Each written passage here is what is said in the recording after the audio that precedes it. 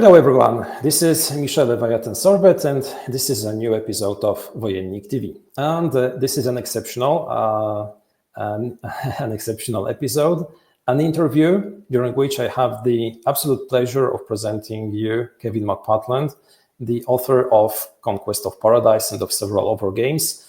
Kevin, thank you a lot for accepting this invitation and for today's interview. Thank you, Michelle. It's a pleasure to be here. Kevin, as mentioned a few moments ago, designed one of my favorite games, Conquest of Paradise, and we will be primarily talking about Conquest of Paradise. But before we jump into this topic, let me just ask a few questions concerning yourself. You're obviously a game designer.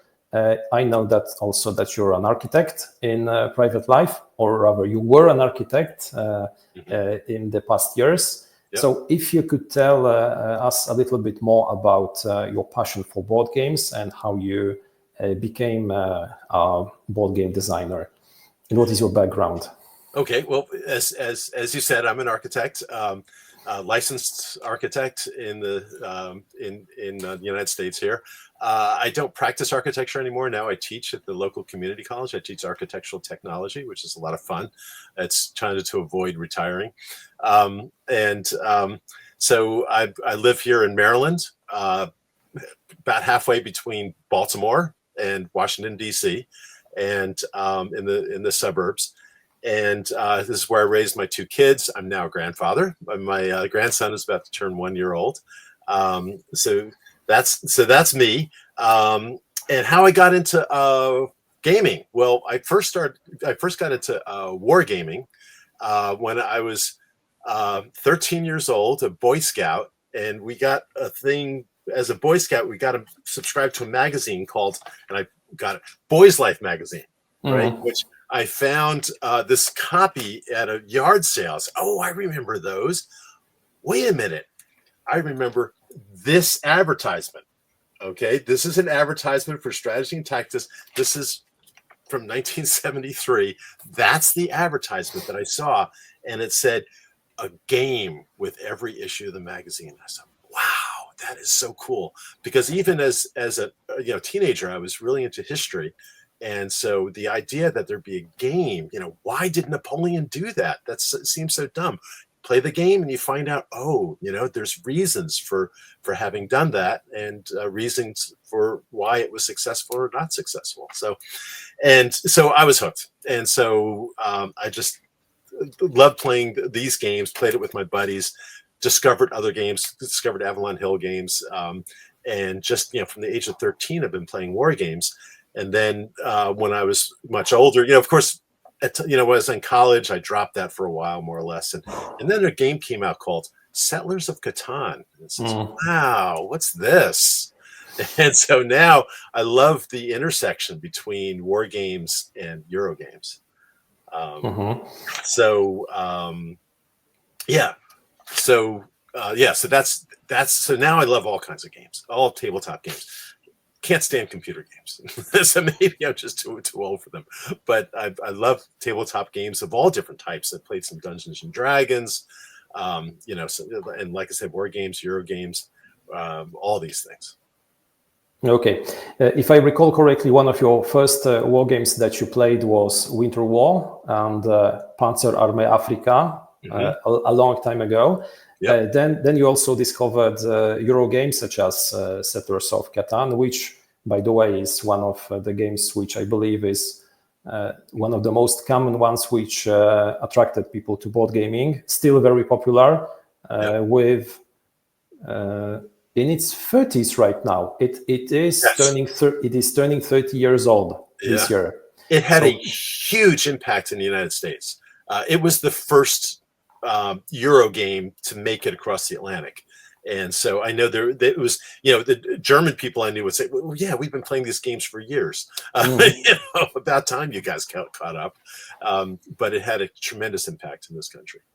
And the same applies to Europe also. A lot of people in Poland started by Settlers of Catan, discovering this game, discovering the hobby. And it's still going strong. We still have a lot of people who discovered the hobby thanks to Catan. So a real gem, a very important game in our hobby. So after discovering board games, you played a lot of war games. You also played a lot of Euro games. But at some point also you decided to try to design something, to design a game. That started what was the spark which made you think of designing a board game?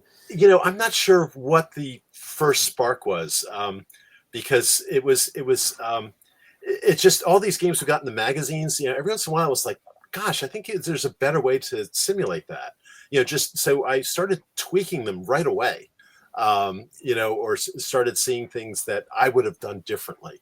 And maybe that's my designer's head. I ended up becoming an architect, but even when I was a teenager, it was like, hey, what's a different way to do this? What's a better way to do this? And so it really started with like little tweaks. And in fact, the first thing that I had published, first of any game thing, anything that I had published, was an article in the General magazine, which is Avalon Hill House magazine. And it was the board game Civilization. I added a variant to Civilization, and they actually published it in the magazine. But it was a variant. It was like, oh, let's do this. I found a way to use some of the counters that weren't used in the game. Any one game didn't use all. I think it was up to 6 players, and I think they had like 8 sets. And I thought, well, let's put these counters to use. And what can I do with this?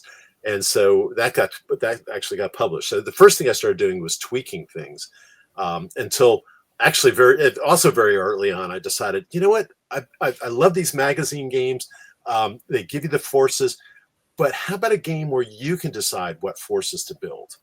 And I know there's a lot of games like that now, but at the time there really weren't. And so that was the first game I first started designing on my own. It was hey, right from scratch. Let's do a game where you build stuff and then fight with what you have decided to build, and your opponent might decide to go, build different things, focus on different things. So, but yeah, that was when I first started designing things. Okay, and then came Tahiti, the first really published game which you had, and I believe one of the ones which you still treat as the ones which you're the most proud of, or rather the one which really started the whole series of games focused also on Polynesia, because that was the first one, but not the only one set in this part of our globe. That's right. So why exactly Polynesia? Why Tahiti? Why this part of the globe, which in general is very often omitted when it comes to choosing a topic in war games or even in Euro games? We do not have a lot of Euro games covering anything which is set in Polynesia. When it comes to war games, obviously we have a lot of games covering World War II, but about things which happened 1,000 years earlier or even 500 years earlier, there's not a lot of games from which we can choose from. Right. It all started when I brought my little kids to they were very small at the time. We went to the Smithsonian in DC, right down the road, and we went to the Museum of Natural History. And at the time they had an anthropology. They've since actually renovated it all. I went back to find it. It's gone. But they had an exhibit on Polynesia, and they showed, I was expecting, Polynesia, just, sunshine and coconuts and hula dancing. And what was in the cabinets? But there was these spears with shark's teeth embedded in it, clubs with not nails, but some, sticking out of it, and all these really fearsome, warfare tools, and it's like, wow, I had no clue that they were, I guess they're human, aren't they? And so they had conflict, and they had their own cultural response to conflict. And I still remember they had this map of Tahiti, and it was broken into the different tribes, if you will, clan tribes. It's the Maori call them iwi, so, oh well, that's interesting. That's so unexpected. that needs to be a game, you know. And I remember I had this idea of I was trying to design a game, of course, based in World War II, because that's what everybody wants to do, of building your own stuff and then using it. And then later on, actually, the first one that I saw of that, at least, was SPI did Global War. And I thought, oh, well, but what I didn't like about it is that you have two different scales. You have a scale of production, and you have a scale of operations, you know, using the stuff that you build. And in World War II, okay, a battleship, right? A battleship, well, it takes years to build it. And in that time, you can sail that battleship around the world a half a dozen times. And so, you know, the building scale is way out there somewhere, and the operational scale is way out there someplace. And I couldn't bring them in together. It's like, this is, and so that was a real problem with my first real board game design. And then I saw this thing on Tahiti, and I thought, oh, war canoes take about what, maybe 2 weeks to build? That scale comes in this way. You have to paddle them. They move much lower. This scale comes this way. And suddenly, oh, the scales are both literally in the same picture. And so then I was thinking, okay, now I could do my game where you build stuff and then use it to fight with. Only it's now going to be set in Tahiti, because the stuff you build are built much quicker and they move much slower. And so that brought the scales in together and said, okay, let's do it. And amazingly enough, 3W Games agreed to publish it. And so, you know, it's you know, Tahiti is, you know, my baby. It's you know, whoops, there it is. It's my baby, and you know, got me started on this. But it's got problems. It's got issues, and you know, I just don't play it anymore. I don't recommend it. And in fact, what I did was, is right after that, 3W went out of business. But I had designed another game for the same system set somewhere else. Well, so Compass Games went ahead and published this. It's the same system, except now card-driven games. And so this is a card-driven version, and it completely opens up the game. And so now if anybody wants to play Tahiti, I point to them at Maori instead. Yeah. But one of the things Tahiti had in it, because it's set earlier, because Tahiti is right in the middle of Polynesia, is if you're losing the game, you can jump on your canoes and leave and roll on a table to see whether you survive and what you find. And somebody said, well, Kevin, why don't you do a game on that? Conquest of Paradise. That's how Conquest of Paradise started, the whole story. The more I dug in about Tahiti and the Polynesians, the more I realized these people were amazing. What they did was just unbelievable. What they achieved. Why is no one saying this story? Somebody has to tell this story. And I told it in a way that I know how, which is with a game. The sheer courage of sailing to the unknown without knowing what's behind the horizon, how long the voyage will take, will you get back, will you find something useful in the end? That's incredible. So yes, that's a real story about brave people, about a part of the world which is very, very interesting, but at the same time still so obscure. Still very with so many things to discover. Okay, so Conquest of Paradise. Why are we meeting today? Why are we talking about Conquest of Paradise? Well, the reason is we'll be having a new edition of this gem. We already have 2 editions. Yes, that's the box of the new one. We had already 2 editions. The first one by GMT Games, the so-called first edition. That's the one. And then we had the deluxe edition, the second edition, also by GMT Games, with significant improvements, especially when it comes to the quality of the components, because mechanically that was pretty much the same game with very subtle differences. Now we'll be having a new edition, a totally revamped edition, totally different when it comes to its look. So how did we come to the point where we are waiting for a new edition of Conquest of Paradise? Well, so we said the first edition and the second edition, and the second edition sold out. After a couple of years, both were published by GMT Games. Right. Let's see. The first edition was published in 2007, and then the second edition was published in 2016. Trying to find my notes. Anyway, it's in here somewhere. 2016. And so it was, and after a few years, it sold out as well. And it wasn't something that kind of hit like a storm. It was like, oh my God, this is the best game ever. But it found its audience, and it just sold pretty steadily. So then it sold out. And after it was sold out for a couple of years, Phalanx Games approached me and said, "Hey, it's we would like to reissue this." And I said, "Well, let me check with GMT Games." And GMT Games said, "Oh, no, we were about to put that on our list to pre-order." And I said, "Oh," so got back to GMT Games, got back to Phalanx Games and said, "Well, GMT is still interested in." And sure enough, they put it back on the pre-order list. And it's not really the kind of game that you pre-order.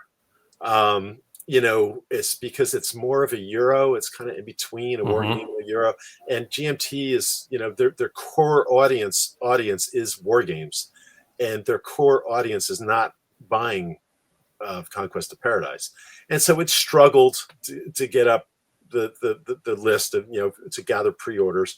And then GMT, they ran into some financial issues about some nothing serious, but they weren't able to take big risks, and it would be a big risk for them to publish this. And so and I got to hand it to them.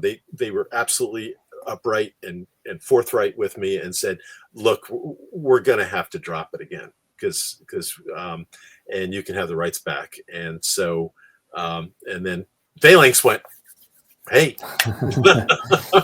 And I said, "Yeah, let's do this." And so Phalanx already had a lot of ideas that they wanted. They brought in all new artists, and so now we're going forward with the third edition. All right, we'll get back to the new edition in a few moments, but let's make one step back and let's take a look at how Conquest of Paradise came to be and how it was designed in the first place. So when you started working on Conquest of Paradise, it was not the game which in the end got published. It was a very different project. You worked almost 10 years before the game got published. Yeah, on and off. Yeah, so the timeline was, now I'm finding my notes here. So 3W Games published Tahiti in 1994, and I started design on Conquest of Paradise very shortly after that, actually. And then I found my first rejection letter. Avalon Hill rejected it because then 3W went out of business. And so my entry into getting published was gone. And so I got my first, I just looked it up for this interview, 1998. So 4 years after Tahiti was published, I got rejected by Avalon Hill. So, and so then it just sat on the shelf for years. And then I got back into it. And it was a very different game back then. It was far more detailed. So it was, so at the time, if you're familiar with Conquest of Paradise, each island group has room for a certain number of villages, depending on how big and how productive the island is. And but originally it had 4 different characteristics. Believe it or not just how many villages. How many villages was one. That's how much agricultural space, but also material resources, and then critical resources, and then intra-island transportation, because these are all island groups. So you'd actually have to build canoes that shuttle between the islands within this group in order to fully use the capacity of each island. And wow, it was involved. And I realized nobody cares this much about Polynesia, other than Polynesians, of course. Sorry. But it's got to be lighter. It's got to be a lighter game. And so I cut it back so that there's just, villages, which generated people, and resources, which generated goods. And so you used, just instead of this array of resources necessary to build things, you just had either people and goods to build things. And then it's like, nah, let's simplify it even more. Let's bring it down to just villages. And just that generates your building points, and really streamline it that way. So, and then that's finally the game that GMT saw. And Andy Lewis, who's kind of the gatekeeper, he also lives the next state over from me, so not far from me. I would see him at conventions. He's a really nice guy too. And he said, all right, we're going to give this a go. We're going to give this a try, even though it's not what we usually do.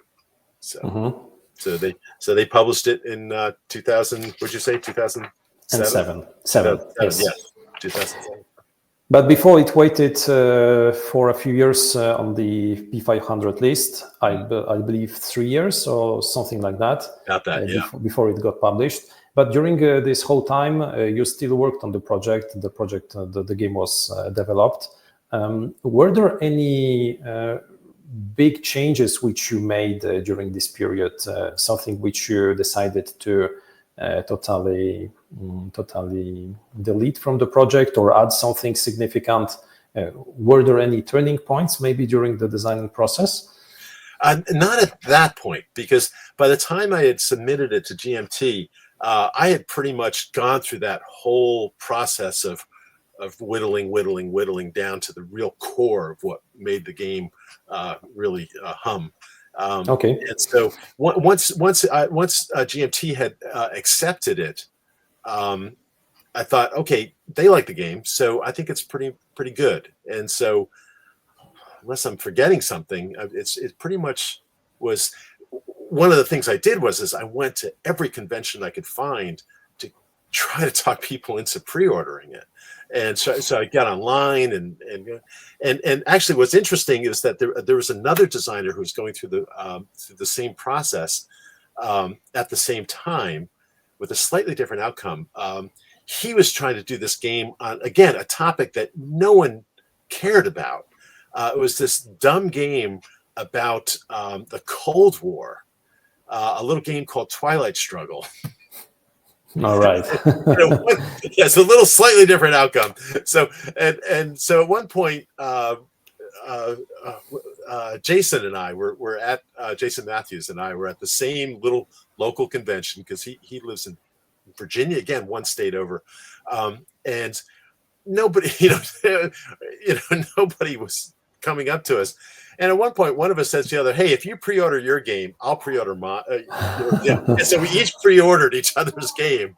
And I proudly still have my copy of Twilight Struggle with Chile spelled wrong. So, the very first edition that I got from the pre-order. So, but yeah, it's a difficult process to go through. But it's one way of making sure that the game company has a market for what they publish. So. Yeah, sure. That's fair towards the clients, and in the end, that's a business, just as every other one. So every publisher has to take it into consideration. The first edition was published in 2007, and then after a few years, the second edition was published. It was pretty much similar when it comes to the mechanics of the game, but it still looked different. It also added one very important element which wasn't part of the first edition. It was the solo mode. Yep. So that was a significant change. So when you were approached by GMT Games to republish the game, what was your initial idea? To republish it just as it was in the first edition, or you instantly had some ideas how to further evolve or how to further enhance the system and the game? Right. Well, you mentioned the solo rules. That was actually published in C3I magazine. Okay. Which at the time was GMT Games House magazine. And so, because a lot of people were asking about, hey, how about a solo version? And so I came up with something, tested a lot, and published it in the magazine. And then another thing that was published in C3I magazine was the random events cards. Yes. And so those were available, and they're still available online. Go ahead, download them, print them out if you have a first edition. But and so both of those things were taken out of C3I and put into the game, and both were done better because the solo system in C3I, you had to come up with your own chits, and in the second edition, the chits are printed and published in there. And actually, in the third edition, they're going to be cards, which are even better. And then the same thing with the random events. Certain random events, like a typhoon, it used to be, take one of the pieces from the game and move it through the board as the typhoon smacks people around. And now it has its own special chit in the second edition as people, as it smacks people around. But there were some other graphic issues that I had. That the graphic designer had a tough time working with the graphic designer in the first edition, and some of the things he told me, the problem is you're looking through your computer screen, it's going to be different when it's printed, and that's a thing. But no, and one of the biggest problems I had was I was concerned about the color mix of the 4 different players. Yeah, as far as color blindness was concerned, visual impairment issues. And the first edition is horrible. And the second edition fixes it. So that's true. Yeah. And so that's okay. Yeah. I own the first edition, and I must second that the difference between some of the playing pieces are non-existent or very difficult to distinguish under a specific light. So even if, depending on the lighting, even if you don't have vision issues, exactly, it's hard to tell. And so that's one of the things I definitely wanted to fix. And then the other thing is, to help with that is the back of the pieces had a symbol on it. The 4 separate symbols for the 4 different factions. First edition, some of the colors you can't see them. It's like white on beige, and it's like, come on, and so now the second edition fixed that as well, so you can see all those. And then one of the things, this sly little thing we found, that Tonga was really, pushed up against the edge of the map, and so we actually added one extra row of hexes across the southern edge in the second edition. So it's actually not one full row. It's just each every other hex. So we added. So Tonga is a little less backed into the corner, and so that was a subtle thing. And luckily, and of course, they started selling it. And of course, the board is mounted. First edition, it was this card stock that worked fine until pieces started slipping under and disappearing under half of the board. Where the mounted mat works much better. And luckily, we had included 4 extra chits for exploring in the first edition, so you can use the mounted map with the first edition, because we added 4 more explorable hexes for Tonga and Raiatea if you're playing 4-player. So it works. Everything still works. First edition works. So you can cobble together effectively a second edition by buying the mounted board, getting those C3I editions or downloading it. So, you can cobble everything together, but it's so much easier just buy the second edition. And the graphics are better. And people ask for, what about an update kit? We changed everything. Everything in there changed a little bit graphically. So, yes, apart maybe from the rules, but still you have the solo mode added. So even the rules were rewritten to actually. Mark Siminitich took that under his belt and said, "You know what? These need a rewrite." And I said, "Sure, go for it." And he came up with a much better.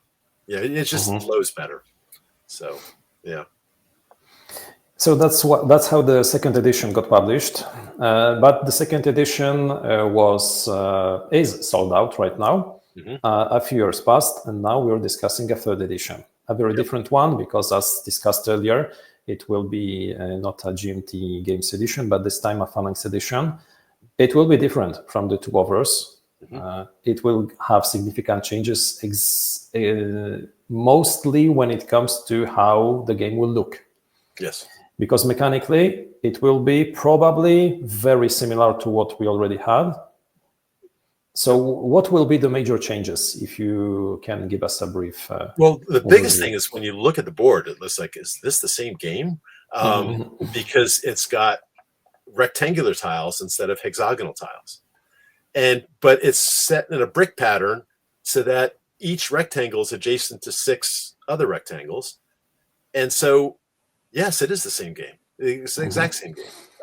And it just looks completely different in that sense. And also, since instead of being squares, they chose to do rectangles for each card. So the map is stretched out. So it's actually a little less tall and it's longer, and it's going to be neoprene. It's going to be a neoprene mat that rolls out, and that's why the box is this long, skinny box, because they got a rolled up map inside there, or at least they will. And so what that does is we kind of lopped off those blank hexes between Polynesia and South America, and so now going for sweet potatoes, Kamara is a separate track. And so you take this separate track to get there. And it was always, people said, oh, this is the exact, no, I had already lopped off a row of hexes there. So it wasn't quite, even the first and second editions, it was, we pulled the Americas a little closer than they should be. And so now they're a lot closer than they should be. And you have a separate track. So it was always a stylized representation of getting to South America and back. So that's the kind of thing that's going to change. There's going to be screens to put your pieces behind, and those screens will have the information instead of a separate card. And the graphics are completely different. So I mentioned I'm an architect, and so I understand designing things, but I also understand that an architect, they work with structural engineers, interior designers, landscape architects. It's a team, and if you want the team to work well, each part of the team has to express themselves in the best way they know how. And so when you have a new artist who has very strong ideas about how she wants to do things, you go with it. And yet, so I had a little bit of a concern, because one thing about Conquest of Paradise is it's set before Polynesian cultures differentiated. And she was clearly highly influenced by Maori culture in New Zealand. And I said, nah, you got to get some Hawaiian, Tahiti, Rapa Nui. You have to get all the cultures in, because what we're simulating with Conquest of Paradise is proto-Polynesian culture before it differentiated in these different things. So let's pull from all of them. And so she very quickly said, okay, I can change this, I can change this. And so we'll keep the warrior band looking like a New Zealander, but now the colony looks more like a Tahitians or Hawaiians. And so in other words, you have to let the artist go, but then you got a few things, can you change this? And so, yeah, I'm really impressed with the team Phalanx has put together, and it's been fun working with them, because they are very flexible that way. They definitely have their own ideas of how they want to do things. But then if I put my foot down, they say, oh, okay. Phalanx is a team of very creative guys. So they have a bunch of ideas, and very often they have some spectacular ones. In the end, it works very well. When it comes to the way how the game will work, because basically when you look at the game right now, I already had the opportunity to look at the prototype. At first glance, it's a different game. But when you start looking at the pieces, when you start to understand what is what right now, it's pretty much the same game. Yep. Will there be any mechanical changes, or will it be a game one-to-one corresponding with what we already had in the second edition? Yeah, there's a few changes kind of around the edges. I already mentioned sweet potatoes. that's going to be different. It's going to have to be different because sweet potatoes, you could go off course, and of course, if it's a straight track, you can't Yes. go off course. And right now, I'm trying to get the Galapagos Islands back in. They had taken it out. I says, no, let's put them back in. And but yeah, no, mainly it's things like they want to add, like for instance, if there's a lot of arts and culture cards where if you own a mythical island or if you own Rapa Nui, you get a bonus. Well, they have a graphic that matches. So it's much simpler. You just look, oh, if I have, okay, there, I've got it. Yeah, I'm trying to think if I could swear there was something else we already went over that changed the play of the game just a little bit. I believe that there will be one significant, very important change. It will be the possibility of playing with one additional player. Yes. Right. Yes. So that's huge. Yes, it's huge. What I just found out is that neoprene mat is going to be two-sided. So on the back side is going to be for 5 players.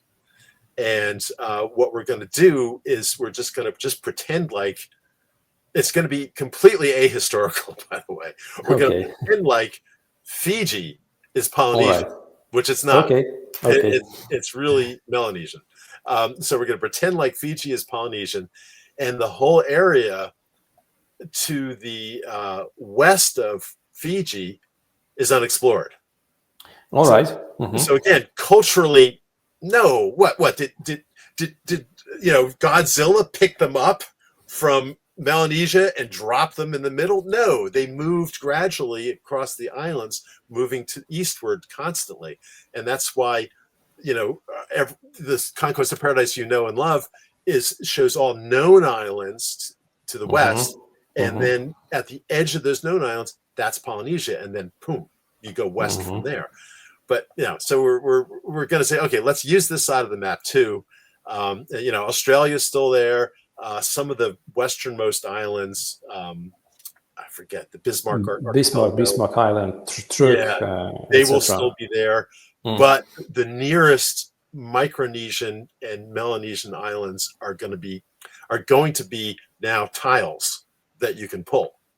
So now you can pull Guam if you want out of the bag if you're playing 5-player. And we're going to have to do something to clearly mark, because you don't want those tiles in there for 1, 2, 3, or 4 players, but you are going to need those tiles for 5 players. You're going to need more tiles, more exploration chits, and of course another set of playing pieces. So it's going to be big. I mean, it's a big expansion.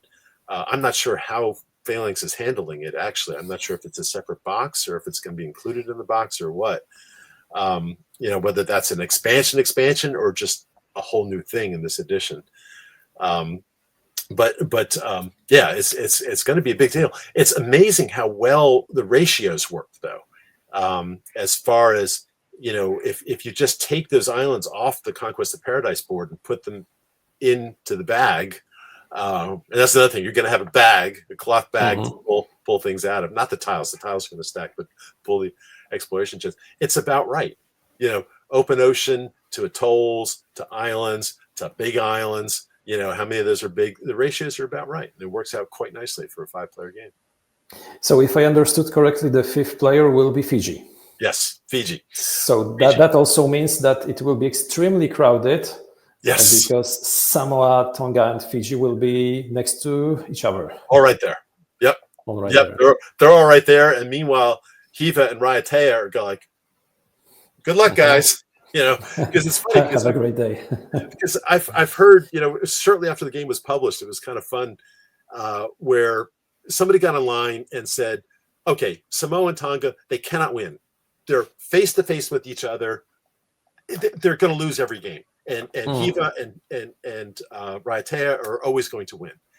And then within days, somebody else on a completely different thread said, oh, this is awful. Hiva and Raiatea start with 1 less box. There's no way they can catch up. Tonga and Samoa are always going to win. And I thought, okay, there's unequal balance there.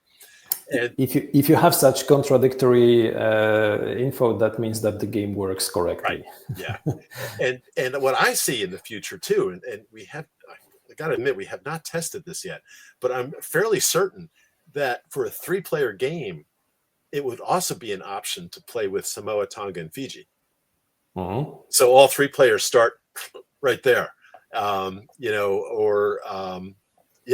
even a 4-player game with Samoa, Tonga, Fiji, and Hiva, and leaving out Raiatea. So so I'm pretty sure you're going to be able to mix and match pretty much however you want. So although it's historically incorrect, so the historian in me, the person who did years of research into this, is just screaming inside of me saying it's not right. Fiji is not Polynesian. So that's an interesting topic when it comes to the historical accuracy and the way how the game simulates what happened in Polynesia. Will it still be an important part of the game? Because in the first and the second edition, we not only had a rule book, we also had an additional playbook, or rather a historical explanation with a lot of information about the history of each of the islands presented, even with some hints concerning pronunciation of some of the Polynesian words. As an English speaker, native English speaker, I love Polynesian, because if you can read it, you can pronounce it. Usually the W in Maori is more of a f sound than a w sound. But otherwise, you pronounce every vowel, even when they're stacked up next to each other. So Hawaii, 2 I's in a row. The first one is combined with the A, so it's Hawaii, but you put a little, apostrophe in there. You pronounce every, So I had to put that in there. So that's one of the things which I always enjoyed in the game. That's the historical and educational value. The question is, will it still apply to the new edition? Because all the changes made the game a little bit more abstract than it used to be. Yep. Well, we're still in process of working on that, but I'm going to make sure that each tile will be clearly identifiable as a specific island group. I'm not. Like I said, we're kind of fighting over that right now, whether the name will be on it or not. At this point, the name is not on it, and instead, each island group will have a specific look to it, or maybe even a specific symbol on it, and that could be looked up in a booklet and said, "Okay, that's this island." And some of them are pretty clear. I mean, when you look at the, in the third edition, when you look at the, they're not abstract. They're not completely abstract. If you look at the swirls and things, it's okay. This is New Zealand. It's shaped kind of like New Zealand. It's this is Hawaii. The way the chain of islands come across there. And so you look and say, you can see that. So. I know the artist that said that it's kind of like how they try to think about how the Polynesians would think of their islands. So, so from a Polynesian, and you kind of get a little bit about that if you've ever seen the ocean chart card in Conquest of Paradise is based on actual charts that they made, but it's not quite correct. It's how the swells work, and how swells are reflected off of islands and move around those. And so they have little cowrie shells representing the islands, but the islands are not in the, if you put a GPS to it, they'd be wrong. It's how they picture it from the perspective of the swells. And so this is kind of similar idea, that how would a Polynesian think of their island? And they would think of it in different terms than Westerners would. And this is an attempt to convey that. Okay. That's a great point of view. Yeah. All right. Okay, and how about the arts and culture cards and the random events cards? Will there be any changes in those 2 decks, or will there be will they look at the same way that they did look. Well, they look completely different, but they should work, visually. They work the same way. One of the things they do, which is I think a really good improvement, is I already mentioned how the links between the symbol on the island and the symbol on the card, but there's also there's a instead of a six-sided, in addition to a normal six-sided die, they also have a battle die which has shields and spears. Or either the defender fought you off, or yes, you succeeded, and so those symbols are incorporated into the cards. And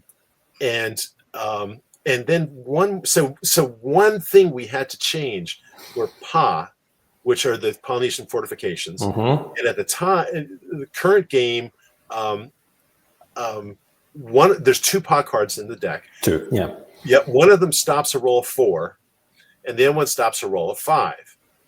And it's like, oh, well, in the game with the battle dice, those are both just a spear. And so we did change that card so that it now says, instead of always stopping a 4, it's just the first defender panic that your opponent rolls is ignored. All right. And so that's better and worse at the same time, because it's better because it's regardless of whether he rolls a 4 or 5, because it's the same symbol, it still stops it. But then if he keeps rolling a 4, it no longer stops it. And I've seen games, like I've been running tournaments in this game for a long time. I've seen amazing strings of luck where somebody has the 4 power.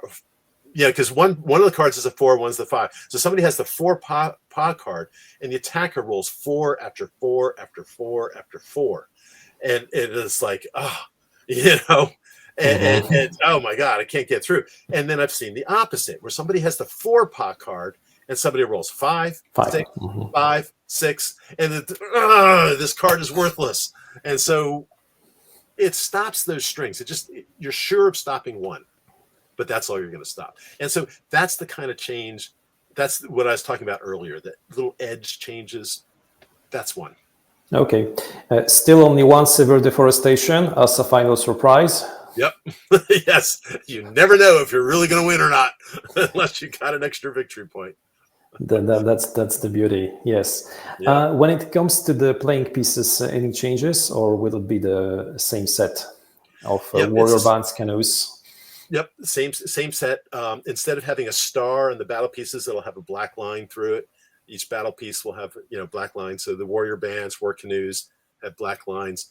Colonies and transport canoes do not. Of course, completely different artwork. Let's see. One addition that they're going to have, or I think this is a stretch goal. What I want them to have is.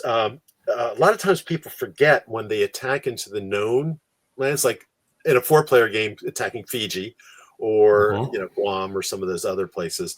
If you attack into those places, you're supposed to put a village on every one of them. And you're supposed to grab some other players' villages, and so that way, yes, if you lose, they go away again. If you win, of course, they either all are destroyed or saved if you remove a successful battle piece to pacify that village. And so now they're going to have 4 blue villages. So there's villages, you don't have to grab it from some other player. They're specific for the independent island groups. So I really like that, because I've actually played with very experienced players that said, wait, what? You put a village there? It's like, yes, read the rules. But if you have those pieces in a counter mix, people will say, well, what are these for? These aren't in any player's colors. How come there's just a few villages in this color? Oh, look, they're the same color as the local warriors that pop up when you attack in it. Oh, those are the village that you put. Yeah. So I'm kind of excited about that, even though it's a very small change. Okay, you mentioned stretch goals, because the game will be on Gamefound, or is already on Gamefound, because maybe when this interview is being published, the campaign is already on. So do you plan any additional stretch goals apart from the ones which you already referred to, or is it top secret and you shouldn't be talking about it? No, actually, I don't know. I need to. The only thing we've talked about were those few villages. I'm not sure because there are some improvements that like for instance the bag. I think the bag might be a stretch goal where instead of drawing the exploration chits out of a cup, and they're going to be discs. They're going to be much nicer. You draw them out of a bag, and then and instead of drawing the island tiles out of the box top, they're going to be stacked up. There's even a place to put them, and most people do that anyway. Most people in games they say no, we don't bother with the box. We just stack them up, shuffle them up, stack them up, and you just draw the top one, and so they're still random. Yeah, I'm not sure what I would like to see. Like they have a cardboard turn order indicator. Maybe that could be a stretch goal, something 3-dimensional. They already have. I mean, the explorers are beautiful. They're wood explorers that that you move around. And of course, the villages are far more complex. People said, "Oh, there's Catan houses." They're not Polynesian, and actually they kind of are, because most Polynesian huts, if you will, were just a gable roof with 4 posts, and then you can roll down mats for privacy. And so the Catan house was with all the mats rolled down. That was it. That was okay. No, it doesn't look at all Polynesian. So now what they have is kind of like an end view, because a lot of them would put the gable end would be very highly decorated with a piece on the top, and so that's what we have for villages now. But no, I'm not sure how the stretch goals. Like I said, I don't even know if the 5th player is going to be a separate expansion box or if it's going to be a stretch goal, or how that's going to work. So it's still a little bit up in the air. But one thing I did want to say about the Gamefound, what is it called? Campaign. Campaign. Thank you. Yeah. The game. You think it's a war game? Yeah. Anyway, so the campaign. One thing important is, and I'm not entirely happy about this, is that it's not going to be available in stores. That's going to be the only way to get the 3rd edition of Conquest of Paradise is to back this campaign. So anybody who's even thinking about it, sign up now. You can always back out. You can always back out before you give them your credit card information. So if you sign up now, you get the mailings, and even I get them, and I was like, oh, really? Because they're moving gangbusters. They're going full speed ahead on this. And so they're not always the best about telling me what they're doing. But I always have the opportunity. And in fact, they issued those tiles, the island tiles, and I said, no. And no, they are muddy brown. No. Let's get some blues and greens, and let's look tropical here. And they're changing that. So, and a lot of people said that, actually. So a lot of people who play the game a lot, both in Europe and America, have jumped in. There's a friend of mine, Keith Ferguson, who's won a lot of the tournaments that I've run. He's jumped in on BoardGameGeek and said, really? So, and one of the things he said he feels strongly about is putting names on the tiles. So I probably shouldn't have said that, but we'll work it out. Ultimately, it's Phalanx's money. It's their investment. Sure, it's my design, but it's their investment, and so I have to respect that. Sure.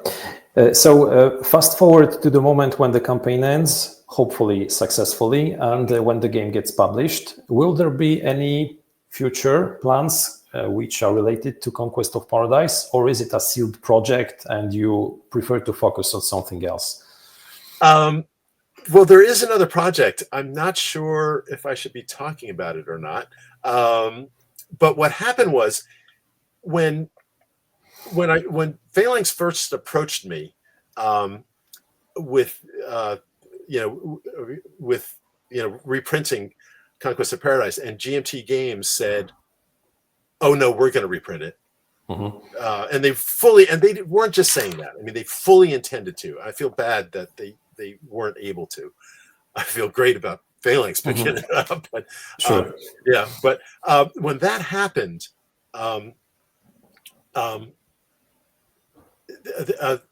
my contact with Phalanx was saying, "Oh, that's a shame because we were thinking of changing exploration and changing this and changing that." And so instead of like a top-down view of Polynesia, it would be more, the game would be more from boat level, heading out, and more about mythology and the gods and the spirits and that thing, less of a historical simulation and more of an anthropological look at Polynesia. And I said, well, that's a different game, isn't it? So we started going forward with working on that game. It's tentatively called Wind and Stars, because that's how they navigated. They used the wind and the stars to navigate. And the stars. But we set that's been set aside. Now we're focused on the third edition. So I assume we're going to get back into that. I don't know what the timing of that is, though. Hopefully, but that sounds great. So again, Kevin, a game about Polynesia. Again. Yeah, again. Now I have forked up. Okay, I'm not sure if this is a good time to talk about that or not, but I mean, me and my buddy Jerry Shiles designed this. Yes. About the War of 1812. It's a full-on card-driven war game. And it came out in 2012, the bicentennial. And for you Europeans, no, it's not Napoleon's invasion of Russia. It's a little sideshow that happened here in America, and there is a Napoleon track to determine how well Napoleon is doing. Most war games, again, it's my idea, and Jerry shares this. You don't know what's going to happen next. War gamers have, check their watch. Okay, Napoleon's going to be defeated, next month, so I can do this. No, in this game, it depends on how the cards come out. And so Napoleon's timing, and we've seen games everywhere from Napoleon is defeated, escapes from Elba, Waterloo, he's defeated at Waterloo. We've seen it go way too far, because historically, the war ended while he was on Elba, and we've even seen games where Napoleon's never defeated. So he wins in Russia, and so the British go, I don't get those pieces. But anyway, so we designed that, and that was done in time for the bicentennial. And then I started getting into a topic near and dear to my heart, Ireland. Yes. And so, and again, it hits my philosophy. There's not enough games. Some amazing things happened, and including the conversion of Ireland to Christianity by St. Patrick, and not just St. Patrick. It was a whole group of people, and he wasn't even the first. Palladius was there first, and so so that's all gets into the game. And I am a Christian, but I don't knock you over the head with it. It's like actually one of the first people I was talking to the game about, people I met at a convention, I didn't realize their religion was pagan. And so okay, sorry. But the object of the game is a cooperative game. The object of the game is to spiritually defeat the pagans and do it. And again, you got to track off to the side before Great Britain collapses completely. And so then you start getting raids, more and more raids that Anglo-Saxons are coming across and attacking. And then I did another game in Ireland that's due to be published by the same people who did Maori, Compass Games. And that's a game on the Great Hunger. It's called. The Great Hunger, yes. It's about the Irish potato famine. And in that game, the game plays the English, and so it's actually a competitive game. You're different clans, groups of people struggling to survive or to get to America. And actually, the game starts well before the potato famine, because when the potato was first introduced, it was a godsend. And so the people who were being oppressed by the English in Ireland suddenly had a very productive, I mean, potatoes took to Ireland like, you know, like anything. And so at first, the beginning of the game, your population grows. And then the blight arrives. And then it's a struggle to either survive, get a job, you know, either in factories or on estates, you know, working for the English, or get on a boat and get to America. And so, and whoever has the most little population cubes that survives at the end of the game wins. And that's at the printers, I believe. Anybody's interested in the game, go ahead and ping Compass Games and say, hey, I heard about this game. When's it coming out? When can I order it? So again, a fascinating topic, and again, a topic which is almost totally omitted in board games. I do not recall of any game covering this specific one. Yeah. Well, one of the problems is it's kind of a, you know, people say, you're going to do a game about that? It's a difficult topic, yes. It's a difficult topic. And yet it had such a huge impact, not just on Ireland, but on so many other nations. I mean, there's so many people, including me, who have Irish heritage. And most, unlike me, most of them can trace that heritage to the potato famine. And same with Australia and New Zealand and even England. I mean, Paul McCartney of the Beatles, you know, Irish, and yet there he is in Liverpool. So yeah. That's a very, very intriguing topic. I will be surely taking a look at The Great Hunger when it gets published. 2025, if I see correctly. So this year probably. Yeah, we'll see. We'll see. It's been with Compass for years now, and because I submitted both that game and Mary at the same time, and but Mary's been published for 2 years, and you got to be patient. Exactly. That's not the first project which has to wait a little bit. Yep. Hopefully, Conquest of Paradise will be released in 2026, according to what Phalanx said. The campaign will be a very short one, but the game should be published in 2026. We'll be keeping our fingers crossed. Yes. Exactly. All right, Kevin. I would like to thank you very, very much for today's conversation. It was a real pleasure, a real privilege to have you today on my show and to get all the insights related to Conquest of Paradise. I'll be keeping my fingers crossed almost all the time when I when I can, and hopefully the game will be a big success on Gamefound. It will be published very soon, and a lot more people will be able to enjoy your design. Well, thank you very much for the opportunity, Michelle. I love, as you can see, I love talking about what I do, and I do prefer to call myself a designer rather than an author or an inventor. But that's because I'm also an architect, and that's what we do, is we design. So, but thank you for the opportunity. It's been delightful. Thank you very much. Thank you also to all of you who watched this interview. This was Kevin McPartland, the designer of Conquest of Paradise, a game which will be soon released once again, this time thanks to Phalanx. Take a look at the Gamefound page, where you can find more information about the new edition of Conquest of Paradise, about the designing process, about the new pieces, and you should definitely subscribe to it. You should definitely grab your own copy, because as Kevin mentioned earlier, it will be available almost exclusively on Gamefound, so do not hesitate to back this project. Thank you very much for watching this video. Take also a look at my other videos on BoardGameGeek TV. Take also a look at my Facebook, Instagram, and Twitter accounts. Have a great day, and see you next time.